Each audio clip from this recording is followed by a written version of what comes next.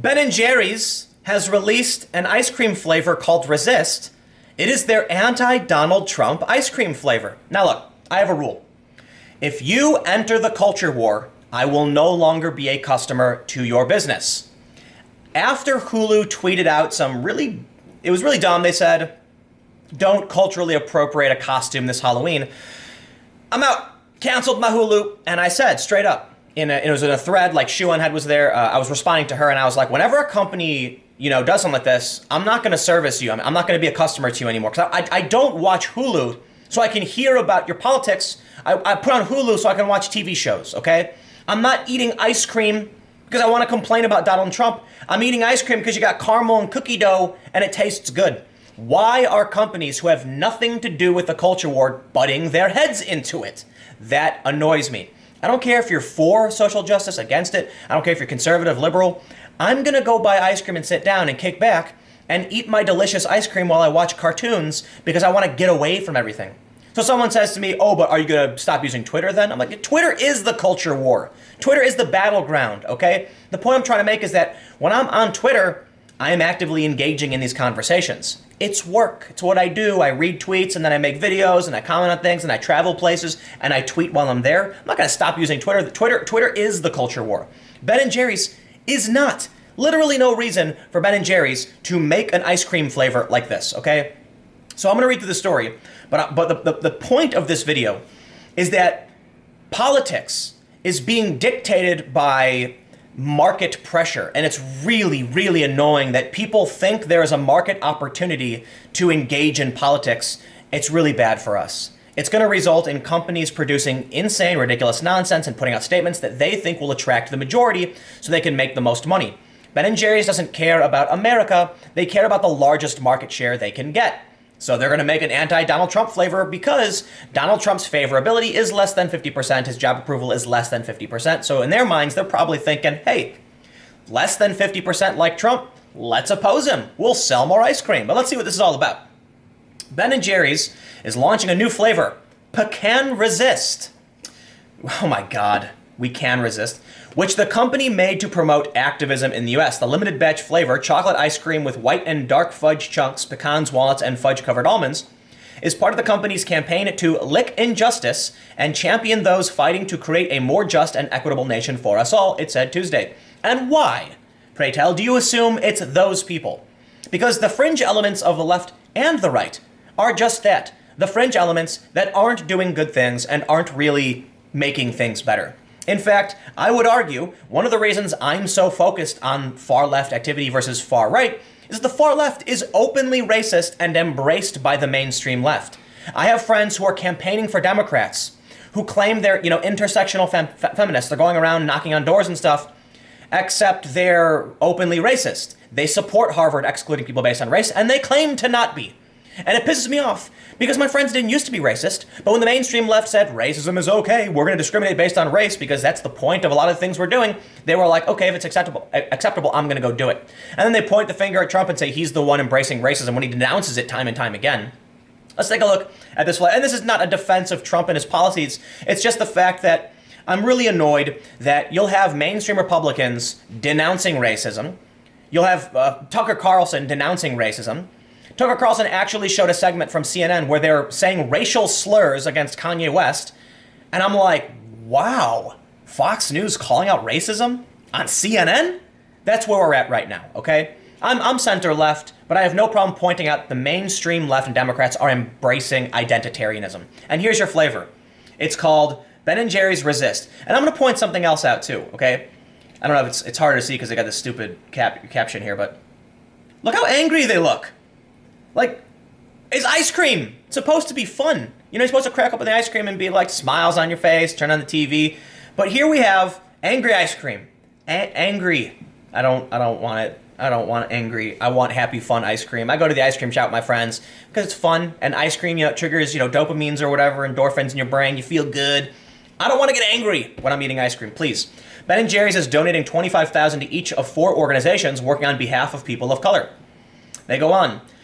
The Burlington, Vermont-based business is using the new flavor to criticize some of President Donald Trump's recent pronouncements. The company cannot be silent in the face of President Trump's policies that attack and attempt to roll back decades of progress on racial and gender equity. Equity, not equality. Climate change, LGBTQ rights, and refugee and immigrant rights. All issues that have been at the core of the company's social mission for 40 years, Ben&Jerry said in a statement. No, I'm pretty sure your mission statement is to make ice cream, okay? Make ice cream, sell ice cream. Your core mission statement should be to take brownie bits and cookie bits and put them in a frozen vat of cream with sugar so I can eat it. Your mission statement should not be to explain to me why equity is more important than equality. But I'll take this time to point something out, just for you, Ben&Jerry's. They talk about roll back decades of progress on racial and gender equity. They're not talking about equality, because equality would imply we're going to give each of you the same amount of ice cream, because equity is often an arbitrary decision where someone says, well, I think you're more deserving because you're less privileged, thus some people get more than others. That's not equality. There's this photo that often gets shared where it shows 3 people standing by a fence, and it says equality, and they're each staying on one crate, but the tall guy can see, the medium guy can see, the short guy can't see. Then it says equity, and it shows the short guy has 2 crates, the medium-sized guy has 1 crate, the tall guy has no crate. And they're like, see, with equity, everybody gets to see the game. Makes sense. The only problem is, sure, when someone's short, you can understand how equity makes sense. Like, why would the tall guy get an extra crate? I don't know if you know the image, but I'm ranting. The point is, we don't know who is more deserving of your ice cream. We can't quantify.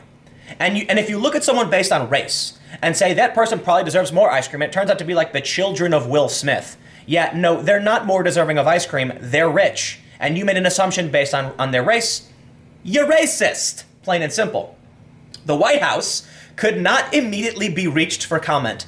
My God, if Donald Trump issued a comment on Ben&Jerry's putting out protest ice cream, I think that'd be the end of it. That's it. I'd leave. I'd get up. My God, and he might do it. That's how crazy 2018 has been. The ice cream maker made the announcement in the National Press Club's First Amendment room in Washington, D.C. Why is Ben&Jerry's making announcements at the National Press Club? What world is this? Why is ice cream political? Seriously, Ben&Jerry's, which Unilever acquired in 2000, has used its sweet treats to promote its social justice agenda before. For example, Chubby Hubby became Hubby Hubby in 2009 to celebrate same-sex marriage in Vermont. Chocolate Fudge Brownie was temporarily renamed Food Fight Fudge Brownie to support GMO labeling, and Empowerment in 2016 was used to promote voting rights, the company said. And that's true. Look, I'm sitting here ragging on Ben&Jerry's because they're making protest ice cream, but they've made ice cream in the past. Here's the thing, though.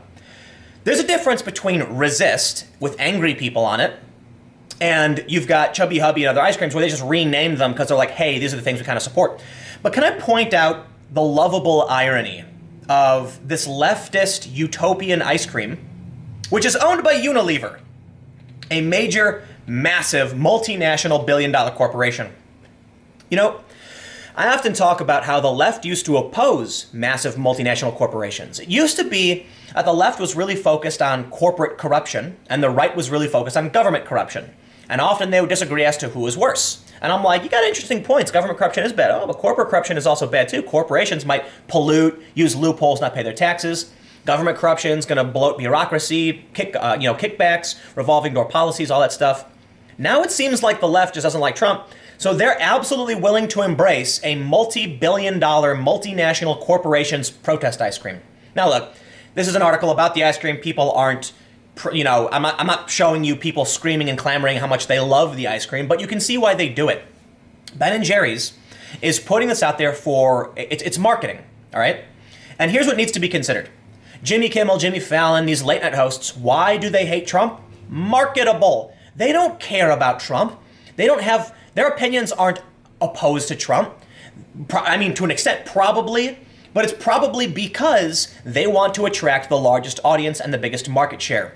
Why are they making Resist ice cream? Well, they probably did a market test at their massive billion-dollar corporation and found that slightly more people don't like Trump than do like Trump. And if you look at the popular vote, sure, in which case they can say, hey, we can get a bigger market share if we make anti-Trump ice cream. And that's why I bow out. I don't want to have anything to do with this man. Here's what I want to do. I want to go to 7-Eleven. I want to open that refrigerator, grab a pint of some chocolate fudge caramel swirl. I want to go home, pop on a horror movie and sit back and relax and stop thinking about all the political nonsense. But here's what you done did, Ben&Jerry's. Now when I go to 7-Eleven and open and go to that ice cream, the ice cream section where I get to look at all the wonderful flavors, there right in my face is your protest ice cream. Great. I've talked about Magic the Gathering and video games. There's a reason I bow out of these things. It's because ice cream has nothing to do with Donald Trump and protest and resisting. Video games have nothing to do with this. Like, to an extent, I understand video games can be more political, but ice cream is not political. Ice cream is just a fattening dessert. Why do I have to worry about your protest? Look, I spend all day making videos like this, reading the news. I got 2 monitors. I read the news nonstop. When I'm not... here's the thing. After I finish these videos and I go out and do stuff, I'm still on my phone reading the news. So sometimes it's nice to be able to get away. Sometimes. So here's what I'll say. Look, you want to make your protest ice cream? By all means, make your protest ice cream. I think it's silly, and it's called resist, which is a direct, look, resist right now literally is what they say when they're talking about opposing Trump.